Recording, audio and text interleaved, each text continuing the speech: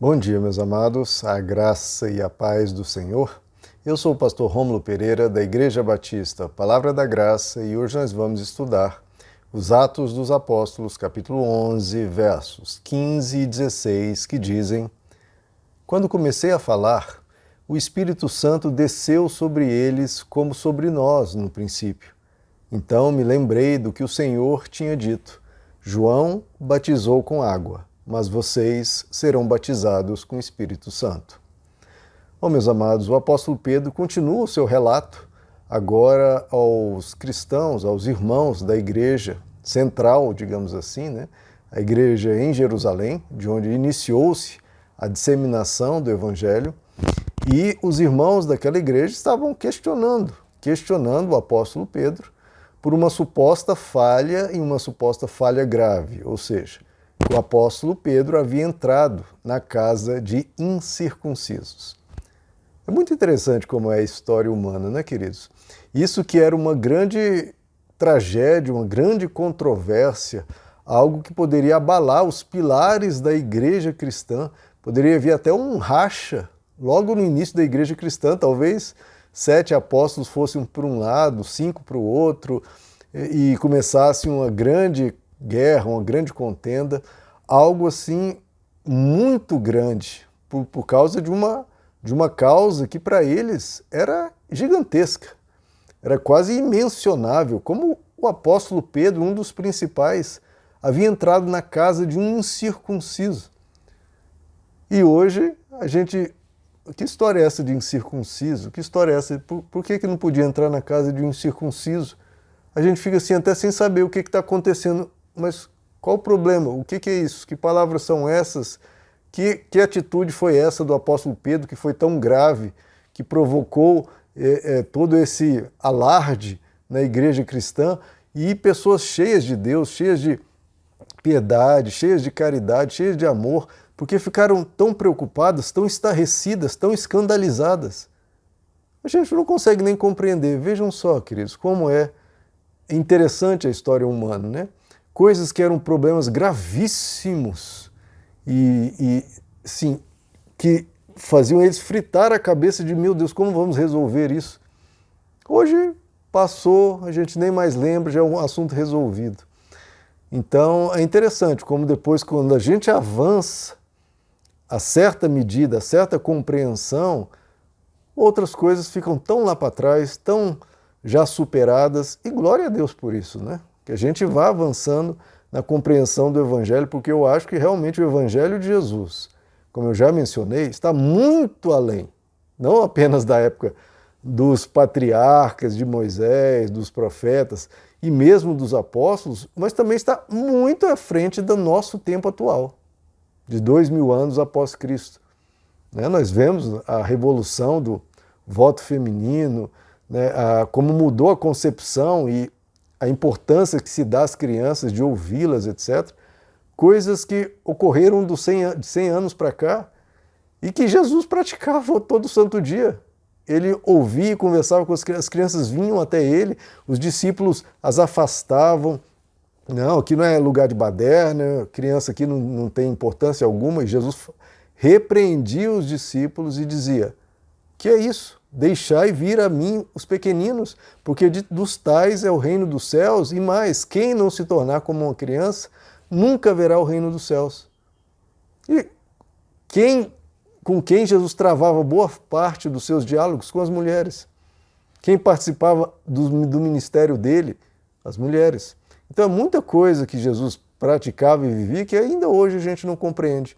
E isso aqui que Jesus já havia tentado ensinar aos seus discípulos e eles não conseguiam compreender, mesmo após a ressurreição, eles vendo Jesus ressurreto diante deles. Imagine isso, queridos, uma pessoa morta há 3 dias, está diante de você, em glória, ressuscitado, ele ascende aos céus, mas antes ele diz: ide por todas as nações e preguem o Evangelho a toda criatura e os batize, em nome do Pai, do Filho e do Espírito Santo. Ele falou isso ressurreto em glória diante dos discípulos. E os discípulos simplesmente ignoraram isso. Como pode, queridos? E toda essa controvérsia aqui é quase que se opondo a essa fala de Jesus e ninguém percebe isso. Porque o que o apóstolo Pedro fez? Batizou gentios. O que Jesus havia dito? Ide e pregai o evangelho a todas as nações, a todos os povos. Então, como a gente tem bloqueio em relação ao que Deus faz? E o apóstolo Pedro continua assim, aqui a sua narrativa, e ele explica, olha, ocorreu com eles o que ocorreu conosco no princípio. Então ele faz essa comparação, mostrando que Deus não fez acepção entre judeus e gentios. Ocorreu a mesma coisa, Deus se derramou, a presença de Deus veio a eles, exatamente como a nós. E ele diz que, então eu lembrei do que o Senhor disse, o que Jesus havia dito. Então é interessante como a gente esquece a palavra de Deus, esquece o que nos foi ensinado por causa de um bloqueio mental, por causa de estamos acostumados a um dado cultura, um dado ensino, um dado preconceito. E é isso, mas só depois que Deus havia dado uma visão a Cornélio, uma visão a Pedro, o Espírito Santo ter falado com Pedro, e aí ele viu os gentios cheios do Espírito Santo. Então, 4 coisas teve que acontecer para então ele lembrar a palavra que Jesus havia dito face a face para ele. Olha o tamanho do bloqueio que nós temos, queridos. 4 coisas tiveram que acontecer para que ele então lembrasse. Então, ou seja, Jesus já havia dito. Ele a princípio nem precisaria dessas 4 coisas, mas só assim para quebrar às vezes o bloqueio que nós temos. E veja, nem apenas Jesus havia dito, o próprio profeta Joel, que é citado no Novo Testamento, em Joel capítulo 2, o próprio Deus dizendo, ele diz, acontecerá depois desses dias, que derramarei o meu espírito sobre toda a carne. Veja como Deus não fez diferenciação. Depois desses dias derramarei o meu espírito sobre a casa de Israel, sobre os judeus, não, sobre toda a carne. E vossos filhos e vossas filhas profetizarão, os vossos anciãos terão sonhos, e até sobre meus servos e servas derramarei o meu espírito. Então Deus não faz qualquer diferença. Veja que nesse texto ele diz, sobre toda a carne. Ou seja, não há diferença entre nações e povos. Derramarei sobre filhos e filhas, não há diferença de sexualidade. Derramarei sobre os anciãos e os mancebos, ou seja, idade não importa. E até sobre os servos e servas, ou seja, classe social, riqueza, também Deus não faz essa diferenciação. Então veja, essa compreensão já estava presente há séculos. Mas, de novo, como a gente tem dificuldade de compreender coisas óbvias que Deus fala, mas ainda assim a gente muitas vezes não compreende. Bom, e o que Jesus disse, que o apóstolo Pedro está lembrando? Que João Batista os batizava com água, mas eles seriam batizados com o Espírito Santo. O próprio João havia dito isso. Eis que eu vos batizo com água para arrependimento, mas virá um depois de mim mais poderoso que eu, o qual eu não sou digno de levar suas sandálias, e ele vos batizará com o Espírito Santo e com fogo. João Batista havia dito isso. Jesus, após a sua ressurreição, já aqui no livro de Atos, no capítulo 1, verso 5, ele diz, que é a frase que o apóstolo Pedro está lembrando, na verdade, João batizou com água, mas vós sereis batizados no Espírito Santo dentro de poucos dias. Então o apóstolo Pedro lembrou, quando ele viu os gentios sendo batizados, ele lembrou dessa frase de Jesus e acordou e entendeu. Então, que a gente avance, queridos, avance na compreensão do Evangelho, que a gente permita que Deus nos conduza para coisas mais profundas, para coisas verdadeiras. Porque enquanto a gente tiver essa concepção, por exemplo, que Deus fala comigo, ou Deus se manifesta na minha vida, ou Deus faz milagres na minha vida, ou eu sinto a presença de Deus, porque eu sou superior que aquele outro fulano. Porque esse é o grande ponto. Por que eles estavam escandalizados com a manifestação de Deus entre os gentios? Porque os judeus se achavam superiores. Então, o ser humano, e a religião ensina muito isso, que nós recebemos de Deus baseado nas nossas obras. Isso é tudo que o Evangelho tenta quebrar o tempo inteiro, esse ensino, e mostrar que Deus atua baseado em sua graça. Não é por mérito nosso, é pela bondade de Deus em dar. É graça, é favor imerecido, nós não merecemos, Deus faz apesar de nós. Ele faz porque Ele é bom, porque Ele nos ama. E esse conhecimento é essencial, porque as pessoas têm medo, porque elas sempre têm algum ser humano que não tem alguma falha de caráter agora, nesse exato momento.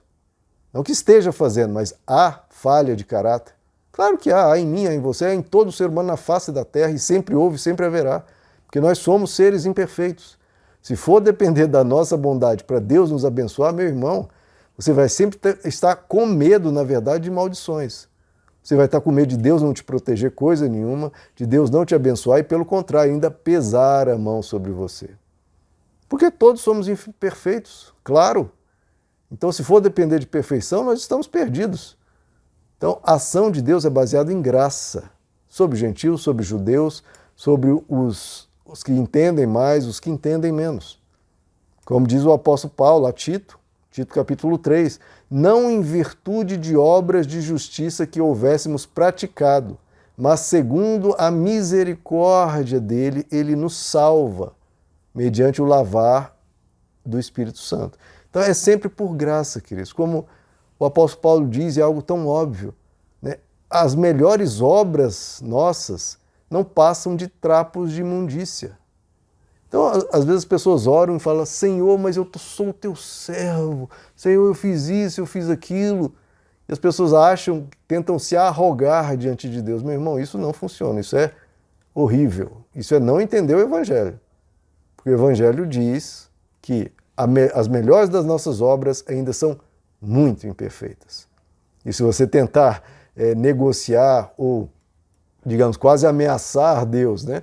Olha, Deus, ou você faz o que eu quero ou eu paro de fazer isso, como se Deus precisasse do que nós fazemos ou deixamos de fazer. Não. Que a gente faça como o profeta Daniel, que dizia, Senhor, não baseado em qualquer ato de justiça nosso, mas baseado na tua misericórdia. Porque nós carecemos da misericórdia de Deus, da bondade de Deus. Porque aí sim nós temos um alicerce seguro. Aí sim nós vamos à fonte real de toda esperança para a humanidade, que é o amor de Deus. Entre confiar no amor de Deus e confiar na sua suposta justiça, meu irmão, por favor, vá para o amor de Deus. Lá a segurança, porque no amor de Deus não há acepção de pessoas. Nele todos são bem recebidos. Ele a todos deseja salvar, abençoar, proteger e cuidar. Ele é o Deus do amor. Meus amados, que Deus lhes abençoe, a graça e a paz do Senhor.